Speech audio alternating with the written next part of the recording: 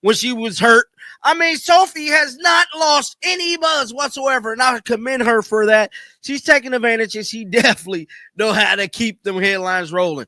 Now, we know the current state of the NBA. The NBA is under a microscope. I just did a video about an hour or two ago telling you guys how now the commissioner got to go in front of Congress to get a briefing, let us know what the hell is going on. And Terry Rozier and Chauncey Billups look like they both has made bond. Well, look like Sophie Cunningham made it. Sophie Cunningham has once again captured public attention during the basketball offseason. The Phoenix Mercury guard has demonstrated a consistent ability to remain in the spotlight, even while sidelined with injuries throughout the season. Unlike many other WNBA athletes who faded from public discourse when hurt, Cunningham has maintained strong engagement and visibility across social media platforms. The controversy centers around recent NBA developments that have drawn congressional scrutiny. Federal authorities have taken action in what appears to be a significant gambling investigation, with NBA Commissioner Adam Silver being called to provide testimony before Congress. Basketball player Terry Rozier, along with Jonte Porter, reportedly secured their release after posting bond in connection with federal gambling allegations. Made it her business to speak on the entire situation. Let's pull it up right now, man. This whole little thing is funny right here, dog.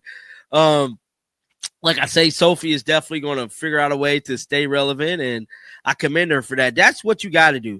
You know, like for all the people talking about like rage bait content, and man, at the end of the day, the name of the game is stay relevant and stay trending. And if you ain't trending and you ain't relevant, guess what? That make you irrelevant. So don't hate because, you know, you're irrelevant. Cunningham entered the conversation by responding to reports regarding Rozier's financial situation during this legal matter. A social media post indicated that the Miami Heat player would continue collecting his complete annual compensation of $26 million, despite being placed on administrative leave following his arrest on federal gambling-related accusations. Since no conviction has occurred, his contract apparently remains intact. The WNBA player shared the report and expressed disbelief, questioning whether the information could possibly be accurate. She drew comparisons to military service members reportedly struggling financially and relying on food assistance programs, calling the disparity troubling. The contrast between a professional athlete maintaining full pay during a federal investigation while military personnel face economic hardship struck many as problematic. Because, you know, you're irrelevant. I just got to keep it real, bro. Now, this right here was released, and Sophie commented on it. Let me blow this up here. It says NBA player Terry Rozier will still receive his full $26,000 salary. No, $26 million salary. Sorry about that.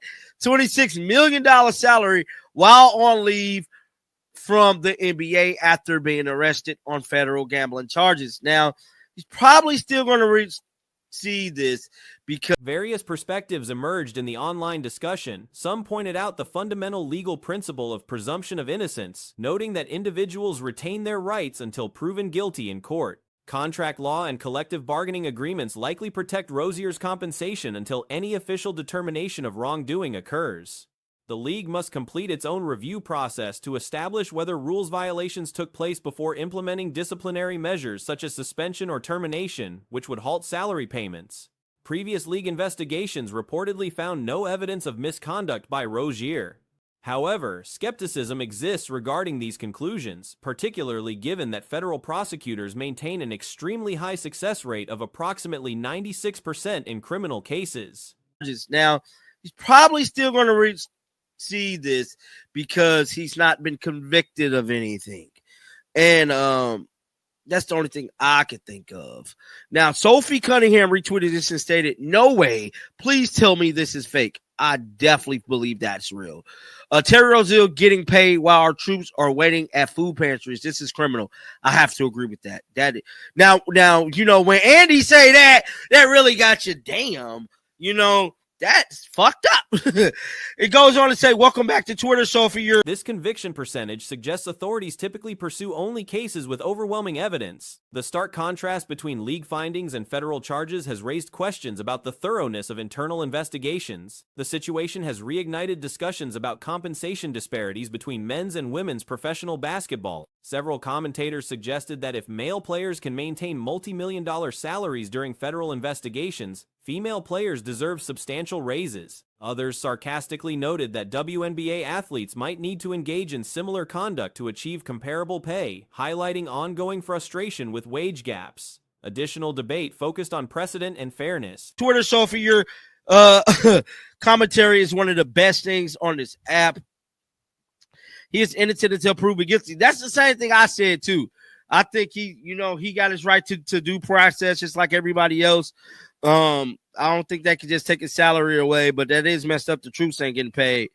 Somebody else said the league must determine whether Terry Rozier violated rules before deciding on potential suspension or ban, which would terminate his payments from the Miami Heat. Now, we know that they did. Questions arose about whether players convicted of crime should forfeit remaining contract obligations. Most agreed that proven guilt would likely result in contract termination and possible league expulsion. Some drew comparisons to other athletes who missed seasons due to international legal troubles, though these situations differ significantly in circumstance and context. The collective bargaining agreement governing NBA contracts probably includes specific provisions addressing situations where players face criminal charges. Union representatives historically negotiate protections ensuring compensation continues during investigations, partly to fund legal representation.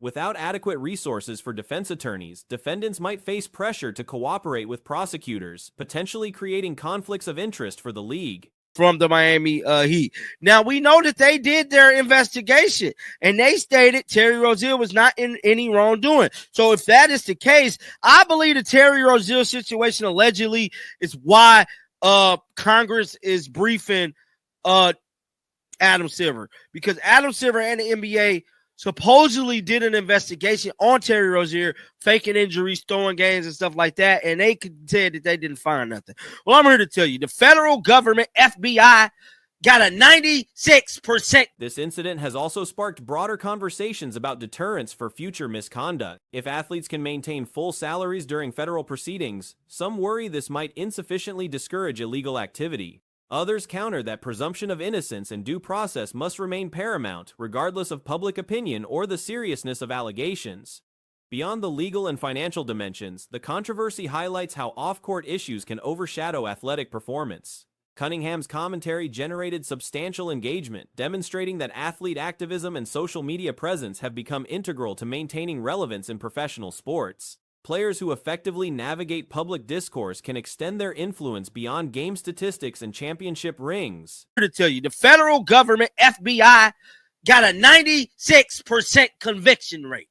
Y'all know what a 96% conviction rate is? 96% conviction rate, which means that the government is not going to try anything that they know that they're going to lose, bro. They have a 96% conviction rate. The federales, bro. The feds. Like 96%. He allegedly possibly did it, bro. The situation remains fluid as legal proceedings continue. Federal investigations typically progress methodically, with outcomes potentially taking months or years to resolve. Meanwhile, debates about athlete compensation, contract obligations, and league integrity will likely persist throughout the process. In a separate but related discussion, there was also conversation about an on-court incident during the regular season involving physical contact that resulted in injury. The injured player clarified that despite public perception and social media speculation suggesting malicious intent, the collision was purely accidental and occurred during routine basketball action. Both athletes involved maintained positive relationships, and the injured party explicitly defended her opponent against accusations of dirty play. 96% is hard to argue. That is hard to argue. 96%, I am sorry. It's looking real spooky. Even more reason that WNBA players should get a pay raise. I know. Bring this tweet to them CBA meetings. I don't think she's part of the board. In this country, you're innocent until proven guilty, and the contract unions fight for reflect pay until a conviction. If he can't.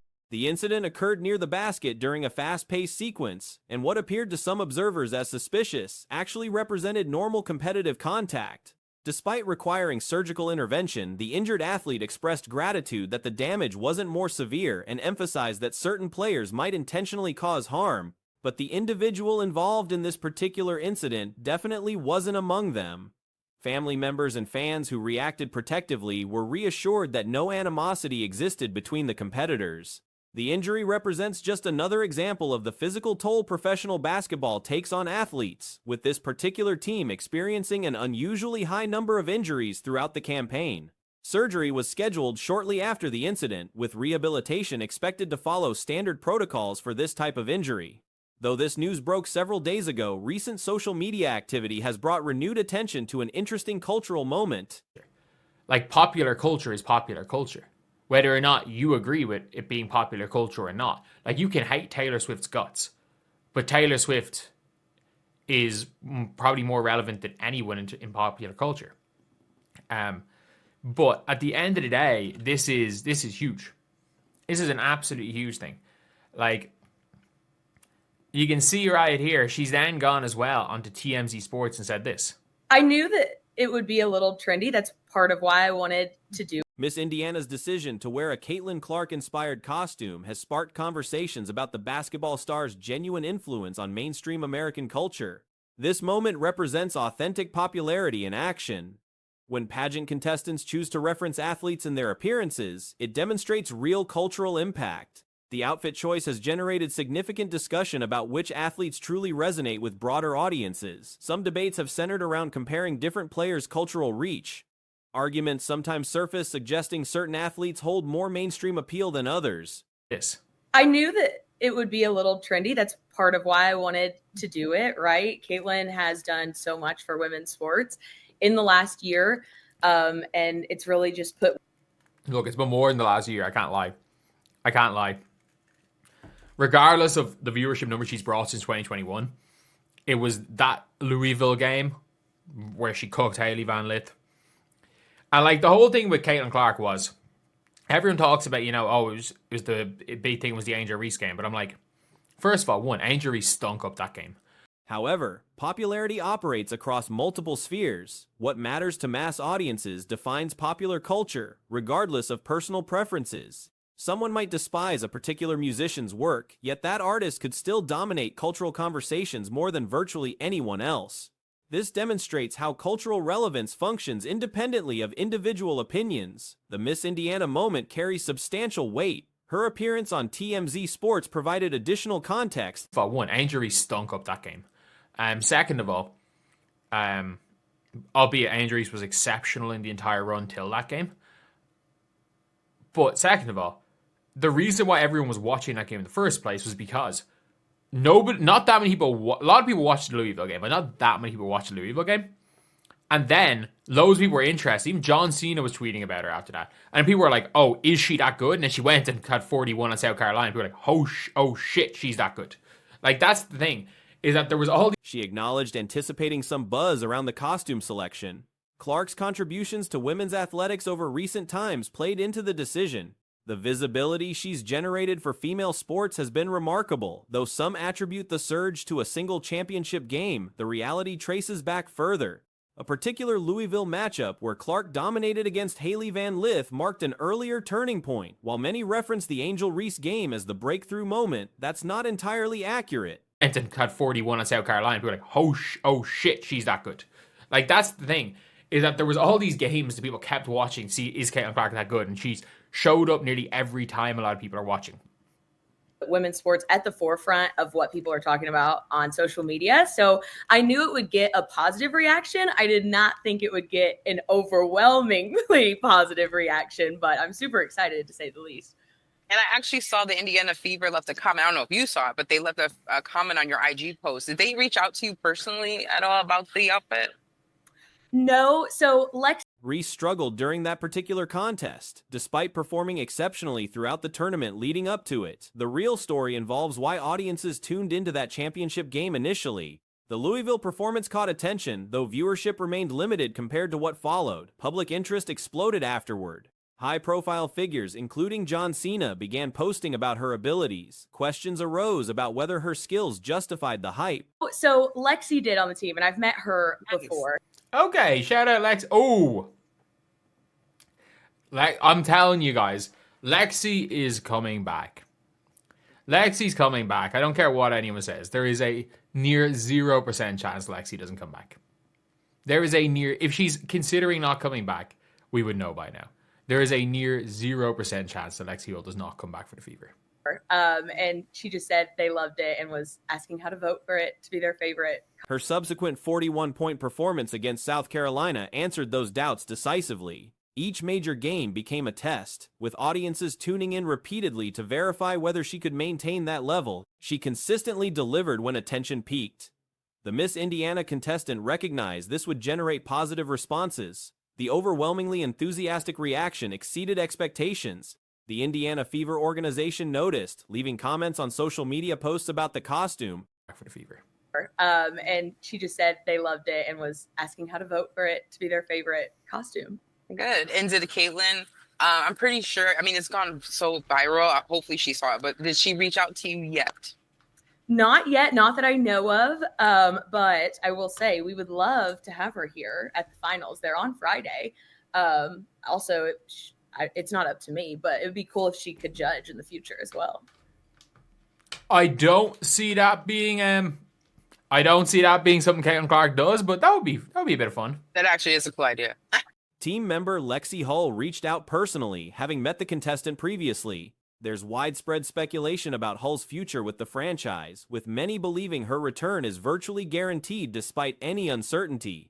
Hull expressed team appreciation for the costume and inquired about voting procedures for favorite outfits. Whether Clark herself has noticed remains unclear as of the interview.